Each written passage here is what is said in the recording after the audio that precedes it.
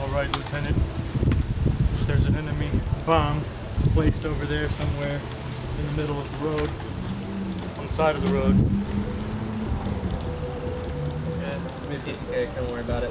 Headquarters says it might be a difficult job. Nah, don't worry about it. Okay. We'll get this done, ready before lunch. Sergeant, I admire your confidence. Do you want? Is it weird that I'm craving burgers? Yeah, a little. Badass.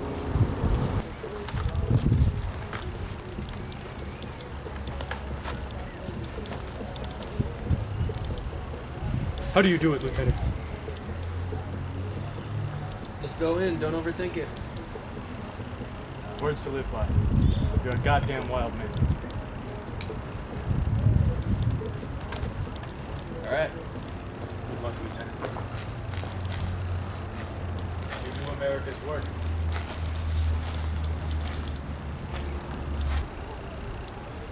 Is there a bomb, Lieutenant? Yep, we got a bomb. Ah, fuck. I'm scared, Lieutenant. Yeah, I got it.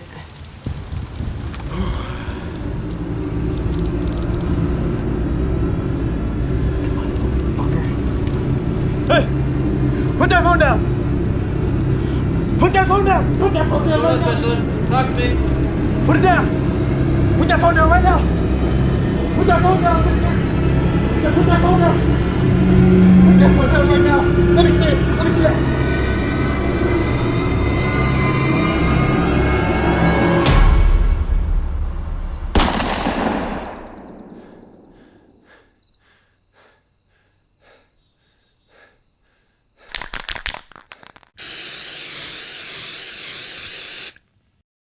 Welcome to the GarageCast. Today we watched Your The mom's Hurt Locker. My mom's locker. Ooh, we don't want to know what's in there. We watched The Hurt Locker.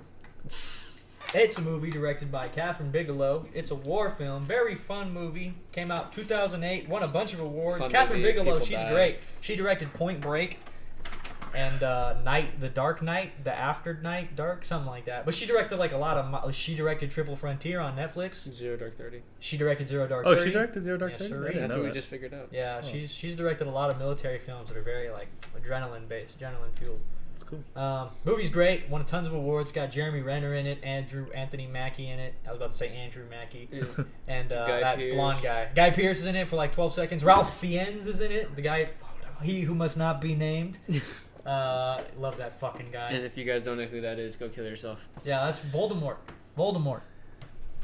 He's only in it for like 12 seconds, too. Yeah, he gets killed pretty Everybody quickly. that's big dies in the movie, except Yeah. Jeremy Renner and Anthony Mackie. But they weren't, weren't big particularly at the time, yeah. And there's that blonde guy that's like, we don't have a gun. I forgot his He's name. dead. He's alive. He's dead. Okay, I can grab it for He's you. alive. It's right there. That guy. I forget his name. I'm gonna try and get his name up while Louie's grabbing you your gun. Alright, don't hit the mic, but do your thing. This is what I'm thinking about. This is what I'm thinking about, sir. He's dead. He's alive. Oh, fuck. He's dead. He's alive.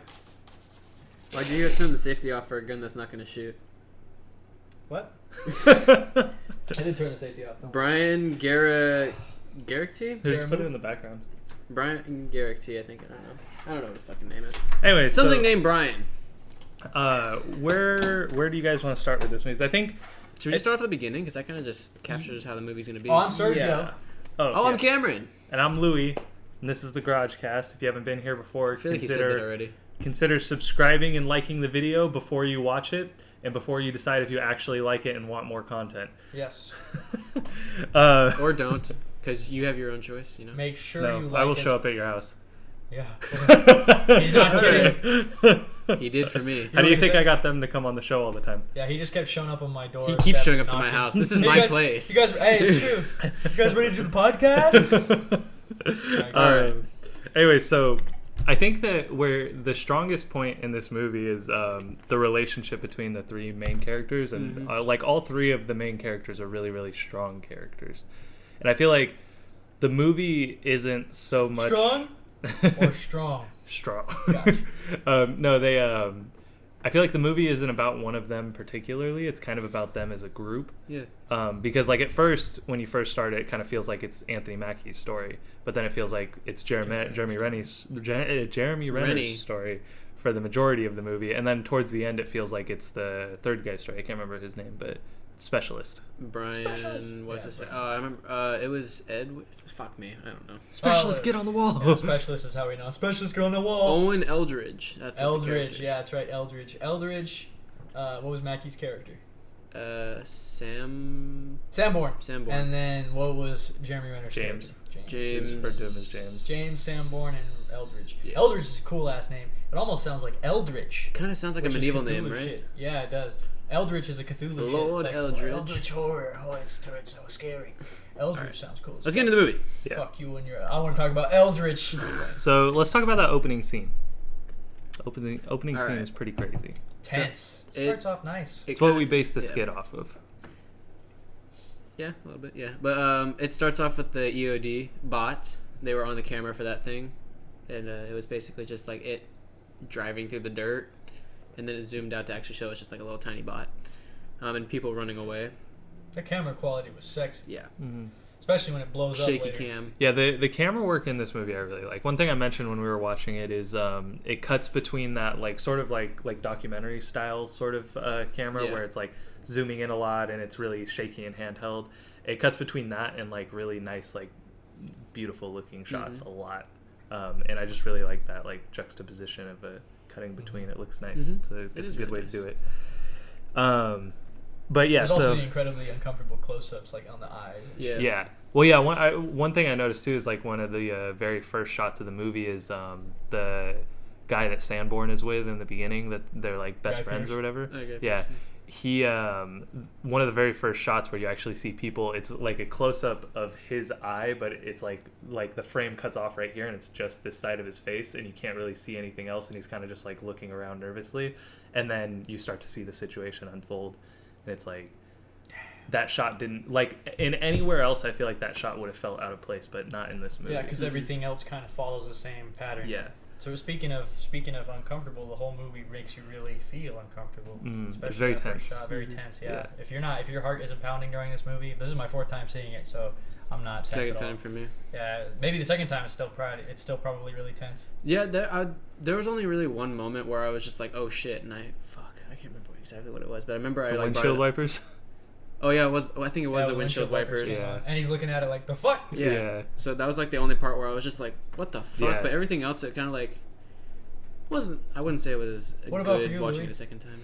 I honestly, it's funny that in a movie about defusing bombs, the most tense moment for me wasn't when they were defusing bombs. It was that sniper fight that they had. Yeah. When they're bonding.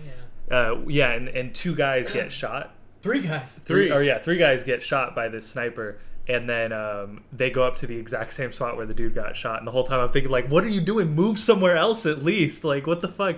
And the whole time they're just up there shooting back and forth, and like it's I don't know, just really that got my heart pumping until they actually got the guy. Then after that, it became sort of like a happy scene where you see them actually start to work together. I figured they would have relocated. Isn't that like the normal sniping procedure? You fire and then relocate? Maybe that's what they were thinking. Like, we won't relocate because that's what they're expecting. No, it's stupid. You need to relocate. Yeah. Whatever. It doesn't matter. I mean, but they're also EOD specialists. They're not snipers. And he had some good skill with that gun. Yeah, he that did though. sniper Dude was rifle. running at hella far away, and he still got him. So, EOD or not. I can't believe he was a Ralph good shot. Fiennes' character died there. He should have been the movie should have transitioned to him. That should have been the whole movie. The rest of the movie was about Ralph Yeah, Fiennes. it's like The Place Beyond the Pines. All of the main characters die in that scene, and it swaps Yes, over. exactly. 3 acts, 3 different stories. We get 3 different wars. Amazing. But he was just a mercenary. He wasn't part of the war. I don't know if he really. That's what I think. I'm convinced he was a mercenary, He was- but he might have been special forces. It says that. I thought So he's a mercenary? I thought it said he was a Okay, cool. mercenary. In the casting, I knew Yeah. it. I don't know why I thought he was a mercenary. Contract team leader. So, Oh, so yeah. he was a contractor. Yeah, Got so it. he was a mercenary. I didn't know England had private contractors. Well, I mean, They don't necessarily have to be from Yeah, I would England. say Their they don't have to be from citizenship could be England. anywhere. Well, that's what I'm saying. Is like usually when we hear contractor, well, we're not talking about contractors, but usually we hear of like Black Marsh and shit like that, and usually from America. Anyway. Yeah. Anyways, But yeah, so let's talk about Jeremy Renner's character and his character arc.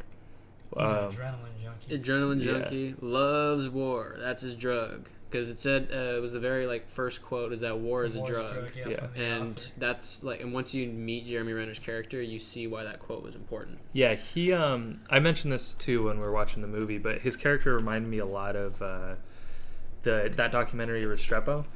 How a big part of that documentary was Great movie, by the way. It's a perspective. It's like a documentary film from the perspective of a certain battalion that was located in, I think, in the Korengal Valley or the. Well, whatever. They named the film after one of their soldiers that died in like the first 3 days of the battle, and his name was Restrepo. But yeah, so a big thing in that documentary that it talks about is the soldiers because the compound that the compound that they're in is constantly under fire and constantly under attack. And like if a few days pass without any action, then they start getting like bored and they're like uncomfortable. And they start to like want to fight. Yeah, the anticipation. And I feel like that's Jeremy Renner's like whole thing. You know, that's James's whole thing, I should say, because that's his character. But that's his like whole thing is he wants that adrenaline, he wants that fight. And even in the end of the movie, when he finally goes home, you see that again, and then he immediately just goes back to for his like 5th tour or whatever. Yeah, It was for another whole all the year. way back to Delta. Delta platoon. Company or platoon or whatever. Yeah, whatever. Excuse me. Bless you. Thank you. Yeah, I don't know. When I see Jeremy Renner's character, when I see James, I'm really. Have you ever seen Band of Brothers? Mm-hmm. All right. You know Lieutenant Spears? Spears He's is the guy that supposedly kills all the prisoners of war Yeah. in the first Yeah, episode, yeah, right? yeah. And everybody's talking about how he's a legend, and then he talks to what's his face, the redheaded guy. Have you seen Band of Brothers? Not really. Okay, Talking well, about Winters. Only like well, no, scenes. the other red, the skinny one, the one that goes blind for an episode. Oh yeah. All right, then he talks to him, and he's like, "War is just a game, Private. Once you get that through your head, death is just a little part of it. All you have to do to be an efficient soldier is to accept that you're already dead." And I think that's like key to like. I don't think that James thinks that he's dead, but I think he doesn't even equate. He thinks that it's a game almost, you know, because of the adrenaline. He's so caught up in the fun that he doesn't stop to think about the repercussions, you know. Yeah. No, I was gonna say he one of the things that I noticed is like his character seems to have like seen enough action that like he knows that like safety regulations and the rules that you're supposed to follow don't really matter, because at the end of, like I remember when taking off his vest. Yeah, I remember when they go out on one of the deployments after it was, I think it's the first one that they go on together.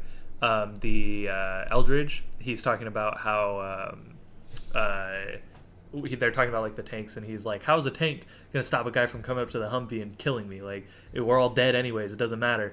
And I feel like that's really what Jeremy Renner truly believed. I feel like Eldridge was just freaking out, but that's something that James's character already come to terms with. Yeah, and so we're already dead. Exactly. So then when he goes out, the first thing that he does is he throws a smoke and like fucks up all the rules and regulations and like cause a diversion. Yeah, Anthony Mackie's character is like, "How are you 100 meters from the bomb?" And he's like, "I don't know. I'll tell you when I'm on top of it, cowboy." And then like, yeah, it was that is so good. It was such a good. But yeah, that's like his whole thing. Like there's a part where I think it's right after their first mission together that Anthony Mackie goes up to him and is like, James says something along the lines of like, "Oh, like we work together or whatever," and then Anthony Mackie's like, "I feel like working together means that I talk to you and you talk to me and we work as a team." And then Jeremy Renner kind of just brushes it off and he's like, "It's a war, buddy," and it's like people are gonna die, you know? Yeah, like. Which is funny because he still tries to go out of his way to save people at the end of the day. Yeah, and that's where I feel like his arc comes in. And it's kind of weird for me at the end how he turns back to wanting that adrenaline.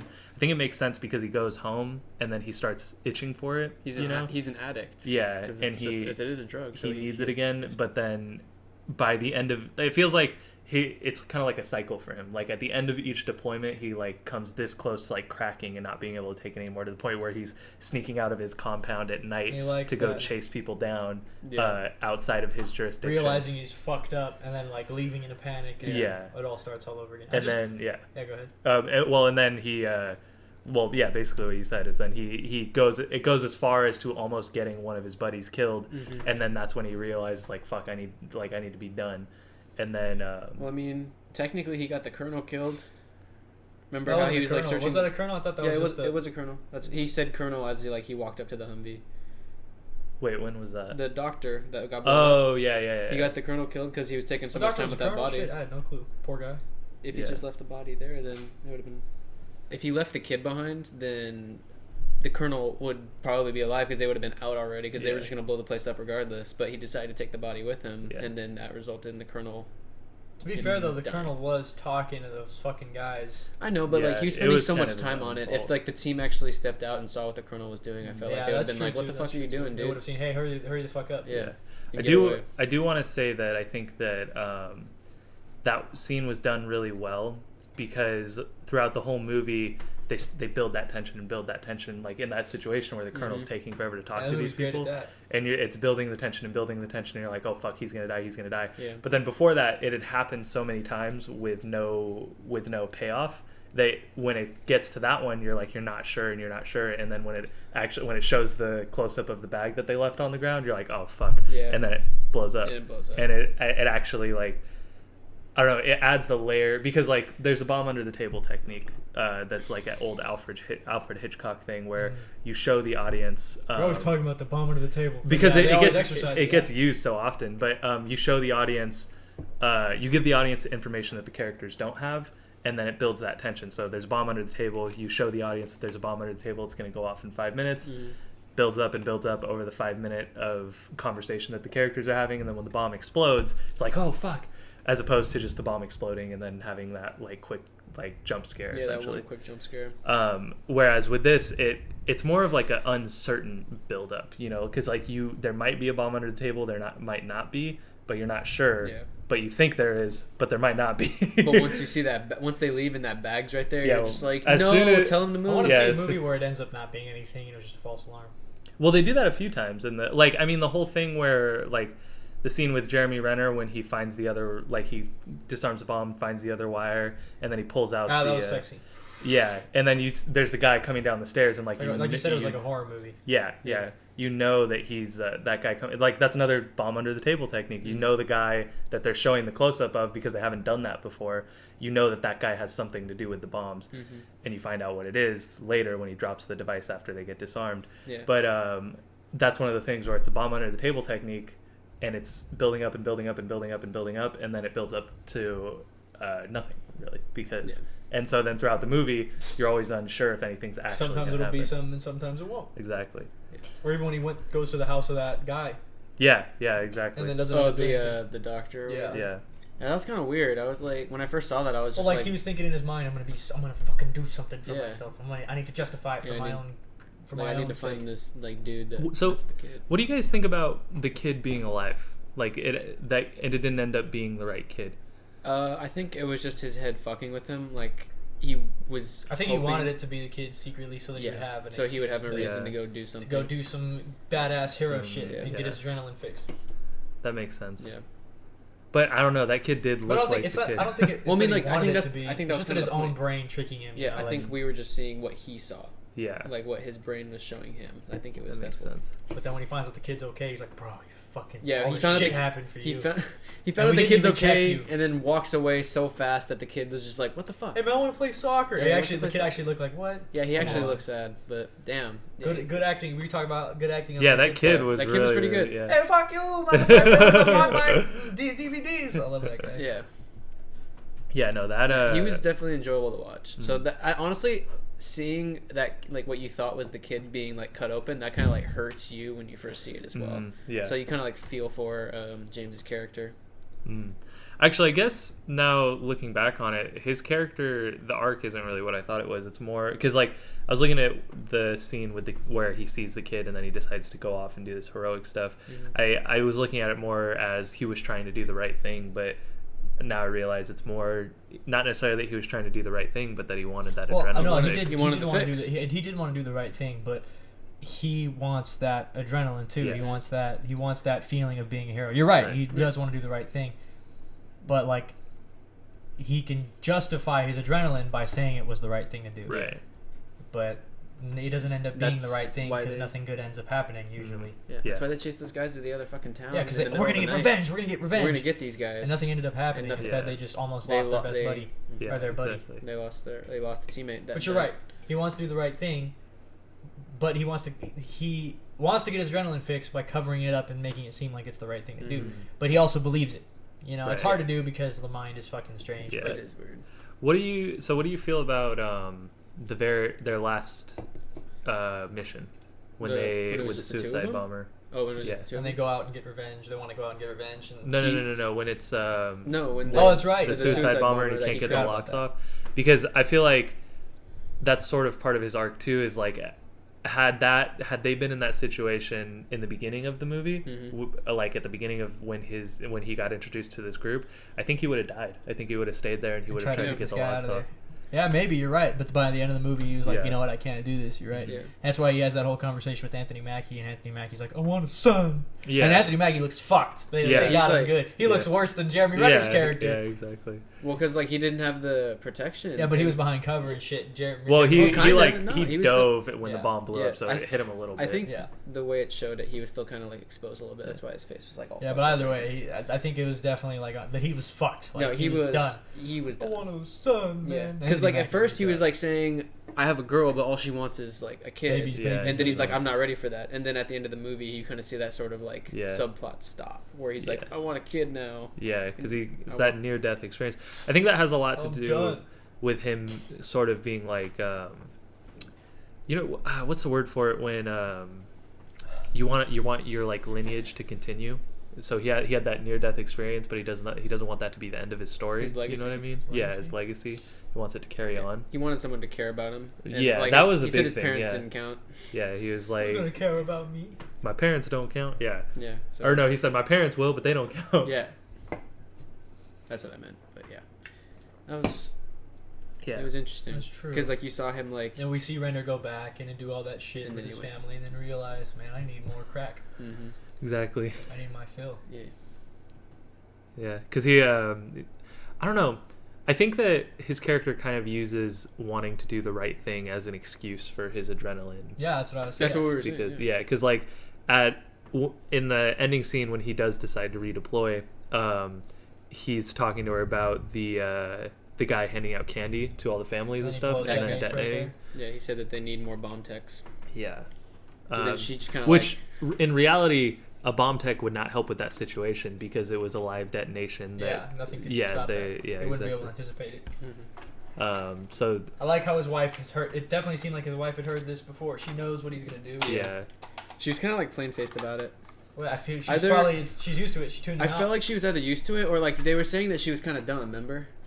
Nah, she's May- not dumb. She's I want just to. dumb. Was like no, I think because it was for the dumb angle. he got really upset when they said that she was dumb. You remember? Yeah, 'Cause she well, I was mean, like, yeah, of course he's gonna get upset. Like he just got insulted his girl, but I'm just saying like they were just saying she's dumb for like still being with him despite being divorced because they were divorced, right. but they were still living together. I don't know. So I don't know. I was kind of like He's bouncing married back to and war. He even says that. But when you get to my, he's talking to his son. Oh, he's yeah, like, when you yeah. get to my age, You only have room to love two things, maybe one or just two one. things, maybe just one. All right, and then And it's then like, it hard cuts to him redeploying. yeah. Or does he not even love his baby? But I understand it. He loves the war. he loves more war. Yeah. He wants the adrenaline. because of the drug that it is. He wants that drug. Yeah. He's I an assume addict. when he was talking to his wife, he was trying to like have some like connection there. You know what I mean? But then it turns out, yeah. So that's why they need more techs. They need more techs out there. He was just using Yeah. that. Yeah, I don't Yeah. know, man. It's just his character is definitely complicated I think that also or simple, I guess.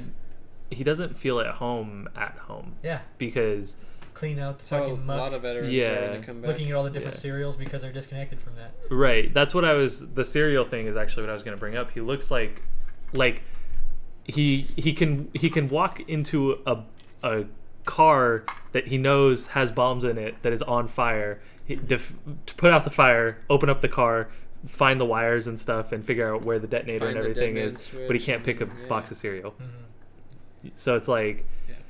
I don't know. I think that him not being able to make that decision and then being kind of just like, fuck it, and like grabbing need- one and yeah. just tossing it in like all angrily is And like, then he only had like what 2 things in his cart, or like barely anything. yeah. didn't And even his know what wife cereal had a it was. full and his cart. wife had a full cart, so Yeah. it's kind of just like he wasn't even. He was just there to like space out. And Yeah. Like, what the fuck's going on? He just couldn't make any decisions. Mhm. Mm-hmm. As far as Anthony Mackie's character goes, what do you think? I think that Anthony Mackie's character in Sanborn. Sanborn, I think that his character is sort of the same way that Jeremy Renner's character is in the beginning. It seems like he's not necessarily an adrenaline junkie, but he's like enjoying it.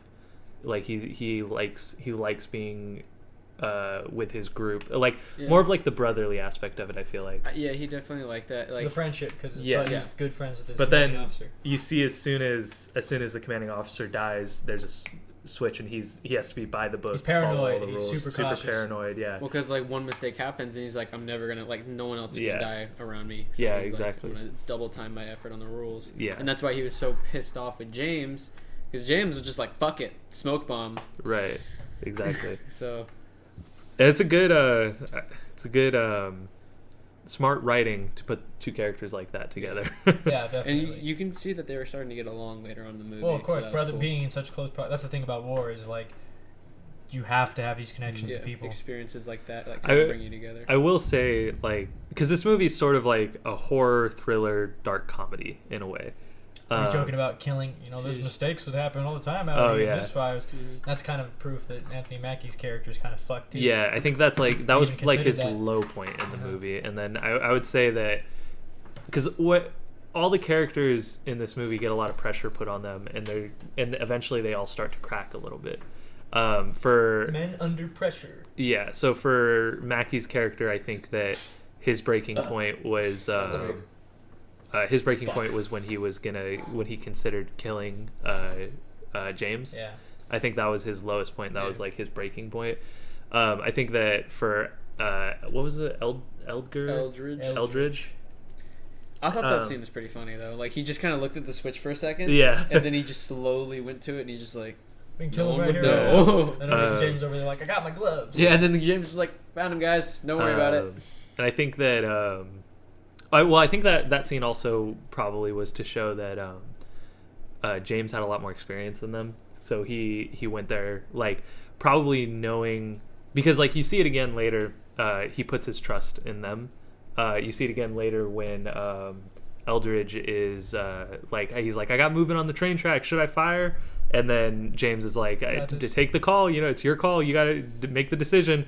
And then he's not even looking, like completely letting him handle that situation. And us as an audience know this is like the danger that they're in. Like, we know there's a guy with AK-47. This guy might not take the shot, and that's what happened at the beginning of the movie. Right, exactly. And then he ends up taking the shot anyways. And then James' character is just like, attaboy, like almost like a father figure.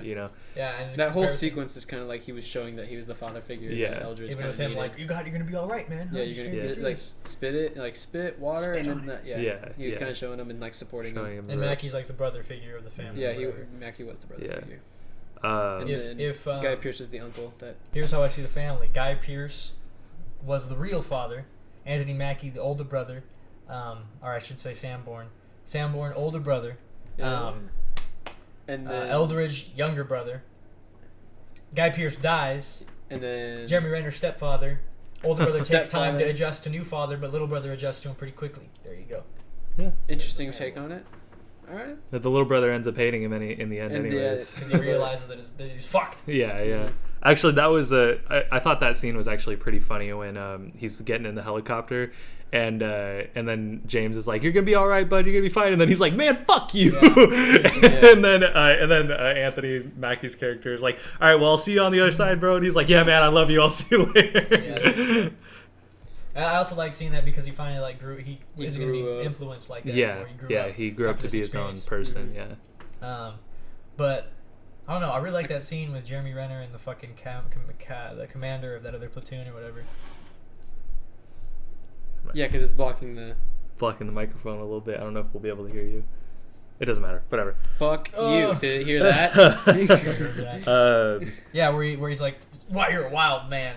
You're a wild man, right? Yeah. The whole time I was thinking the song "War Pigs" by was playing in the back of my head, right? Oh, there was that one moment where like that guy that was like, "You're a wild animal." That's the one I'm saying. You're a wild man. Yeah, but I mean, like, there was the scene before that where you see him. He's like, he's not gonna make it, and then after like you turn away, you just hear the gunshots and he kills the guy.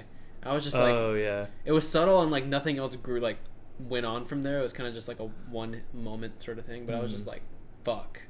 Well, yeah, that's we were talking about why they referred to the enemy is like racial slurs and shit like that. I mean, they do that in tons of wars and whatever, so that they dehumanize the enemy. I thought they were gonna like bring him back though and be like some sort of like subplot in the story, or maybe even the main plot or something like that. No, that's why I like war films like this, because they have the main story, but they also have like random other characters that are only there for brief seconds, but they have their own stories as well. But you just don't know that story because it's not about them. Mm-hmm. You know, like the commanding officer, that commander, that could be a movie on its own, right? Yeah. Or his platoon, or like the military contractors with Ralph Fiennes. They probably had their own story Before leading he up to that died. point before they died. You know, shit like that. Yeah. That's why I like more war movies like this, because it kind of reinforces that even though there's this story going on, in a war there's thousands of stories going on. One on that point, one thing I noticed, every single character that you get introduced to that actually has like lines of dialogue and stuff, they all seem like they're going to be an important piece of the story, because they all probably have whole backstories, and their stories were probably written up to that point and then also written up to the end of the story, because like that's how you're supposed to write characters. Is like when you write a character, you have their whole backstory leading up to when you see them in the movie. And I feel like all these characters that were in this movie had long, drawn out, super detailed backstories. Because like when they meet the mercenaries, I was convinced that the mercenaries were going to be a major part of the story, but then they all just die off immediately. Like when they just start getting clapped. Yeah, and I'm just like, holy shit. Because they all seem like super fleshed out, well-written characters. They all have their own personalities. Reinforcing it could happen to anybody, you know? Yeah, exactly. Like they were naming them off like Wrench Guy, Chris, and then it's just like, okay, so they're introducing these characters. They might be important. Nope, the only characters they introduced died. Immediately. And then but the main thing I think is that they all have varying noticeable personality traits and stuff. Like if you go and rewatch that scene, you'll probably, and you really pay attention, you can probably see like their habits and their speaking patterns and things like that. Or even how they interact. Anthony Mackie saying, you have a gun, you don't need to throw the wrench at people. Right, you know? And then he's like, fuck off. You don't need to use the wrench in these parts. Fuck off. Or Ralph Fiennes being, can I put my hands on my head now? Or should I put my gun away? Stupid shit. Yeah, that's funny. I really enjoyed that part. It was good. And then finally, the final character, little boy. What's his name? The third squad member? Beckham. Wait. No, not the little boy. The third squad member. That we saw him during those battles, and we were like, "Wow, he's like a child." Oh, Eldridge. Eldridge. His character. Yeah, I like him a lot. One thing, I feel like his story was like a coming of age story. I feel like kind of was in like 2 hours. Like it was child to man. Yeah, because like, I mean, first of all, he gets 2 people killed in this movie. He does. Well, one of them not on purpose. Yeah, I mean they're not. And when I say he gets them killed, I don't mean that it is his fault. It's not necessarily his fault. It's a shitty situation that they were put in, but he could have saved. He definitely took the blame for those 2 deaths. He definitely thought it was 100% his fault. Well, just to put some context behind it, the first person he was responsible for was Guy Pearce's character, which the guy that had the phone to detonate the bomb, he could have shot, but he didn't, and then Guy Pearce died. Yeah. And then the second one was the colonel, the doctor that was trying to help him go through that sort of traumatic moment. He like called him out and said that you don't leave the base ever. So the colonel decided to go out with him on one of their patrols or whatever. And that's the one he dies on. And that's the one he dies on. The one time he decided to go out, and then so Eldridge kind of took that hard as well. Yeah. No, that was when he died. I remember like, oh man, that's fucked. And then immediately Eldridge goes running into the smoke, and he's like, "Where is he?" And he was just here. The helmet was the only thing left. Yeah, which they mentioned earlier. They mentioned it when they were thinking about blowing up James's character. They were like, he would get disintegrated. All that would be left would be half a helmet and a little bit of hair. Yeah. Fuck. Nothing left, and that's exactly what happened. He's fucking eviscerated. Yeah. Sucks. Didn't get your gore like you wanted. Yeah, well, they should have had a red mist, but they should have. When they were shooting him with the Barrett, you should have saw that guy's arm getting torn off. Yeah, no, he should have. It's not true. It's not a true war film unless you commit to the horrors. Yeah. Said it before. If you really want to push people away from war, then you need to show the horror. Yeah, that's true. Otherwise, it's just propaganda, which this movie isn't, because it talks about. Some people might see it as such, but I don't see it as such. I feel like I didn't think it was propaganda. I feel like they probably toned it down a little bit to please whatever studio they did it for. Probably. I think that as far as realism and as far as like a They realistic just take. show the kid's stomach all cut up and shit. Yeah, exactly. That was a Yeah. really, really gross scene when And- he's like actually digs his hands in there and pulls the bomb You out. haven't played Metal Gear Solid 5 Ground Zeroes. I haven't. Well, anyways, it was still a really fucked up scene. Yeah. That's the type of shit. And it was And practical like- too. You could tell it was Yeah. not CGI. It was, It was a practical effect, effect. which is far better than CGI. Yeah, it would. Yeah, Yeah, for these site types of CGI stuff, you wouldn't know? have been good.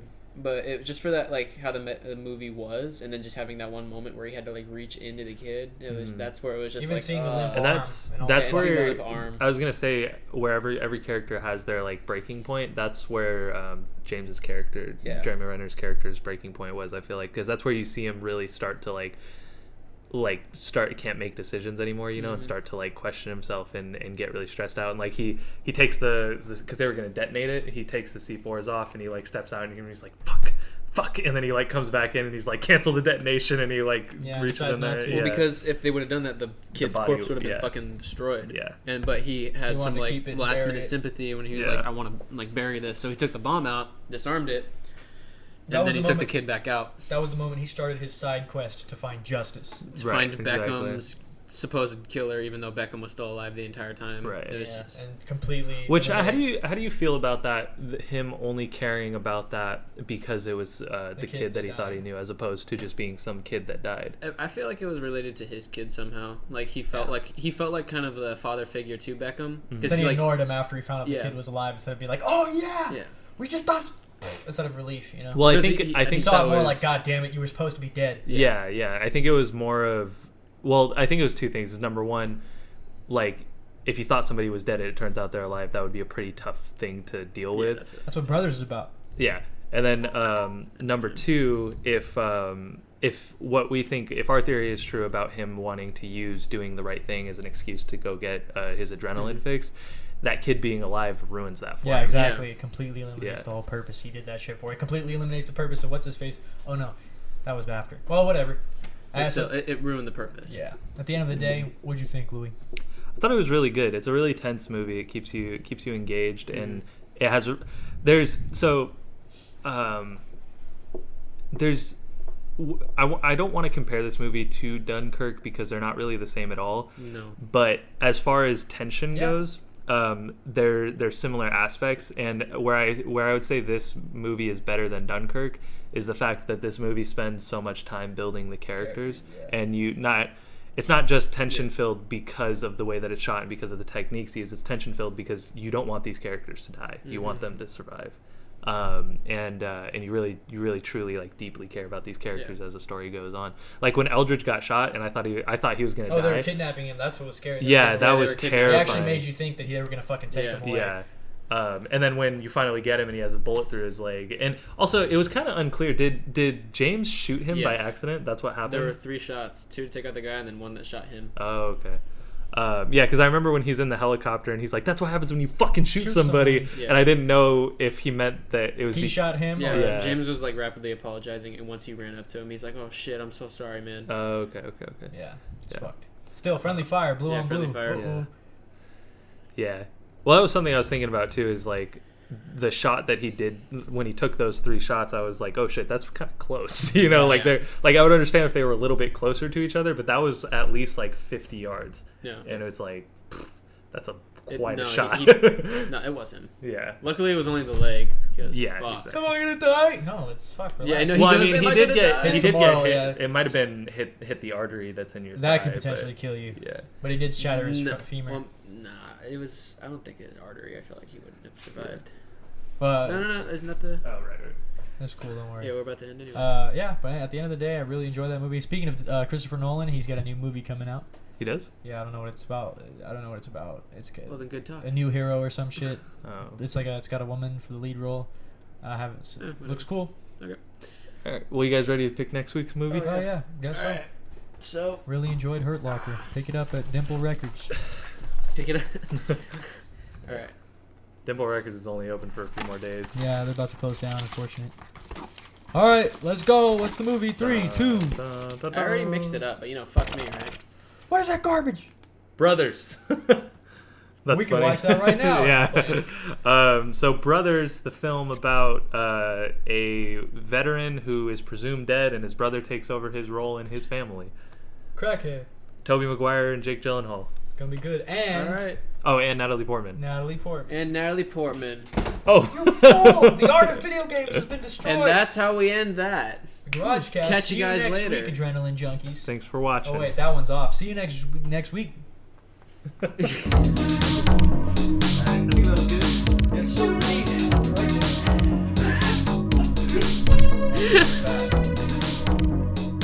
All right. We need to move the table back over there. I need you guys to do that before you guys leave.